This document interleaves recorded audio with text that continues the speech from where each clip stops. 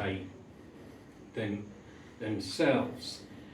And to speak about my visit in 2024, which was arranged at short notice, and it was my first ever visit since 2019.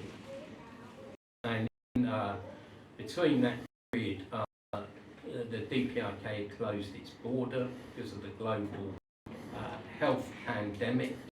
It shut the border, but it carried out incredible amount of construction work, the like of which I'd never seen. And I speak as someone who, as I say, had visited the DPRK since 1992, and I could say without exaggeration that the scale of construction work going on that I saw during my last visit seemed quite unprecedented. It was even greater than before, because just to recollect, I'm quite familiar with the route from Pyongyang airport to the centre of Pyongyang, but I immediately noticed that the coach was going a different way. It veered off to the left. The reason why, the normal route was a huge construction site of massive tower blocks, I think about 80 stories high. These were being built. So we veered off, taking another route. We went down Hwasong Street, which means Mars Street. And that was a new street. The first stage of it was completed, I think, 2 years ago. And when I was there, the second stage was completed. And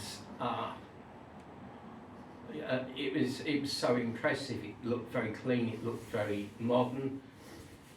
Families had been given the houses free of charge, but I can imagine in London the flats would cost at least £1 million to buy. But all over Pyongyang, this was being replicated. When I looked out my hotel room window, I looked out, and opposite there was a huge block of flats under construction. I looked out the other window across the railway line, there was more flats under construction. And then when we've driven around Pyongyang, saw even more flats. It's an absolutely incredible pace of construction. Now, of course, a lot of the enemies of the DPRK would say, oh yes, but Hudson's only been to Pyongyang. The countryside outside Pyongyang is terrible. It's backward. But this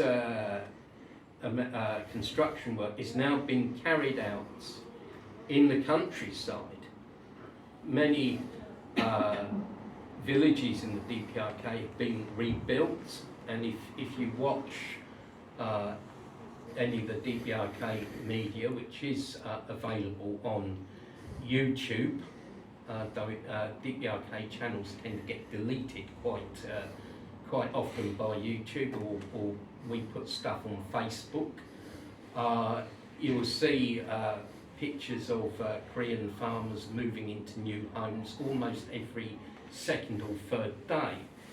And a big program of regional development has been launched called the 20 by 10 Regional Development Program. And this aims at finally eliminating any disparity, any difference between the countryside and urban areas, and to bring the regions of the DPRK up to the same level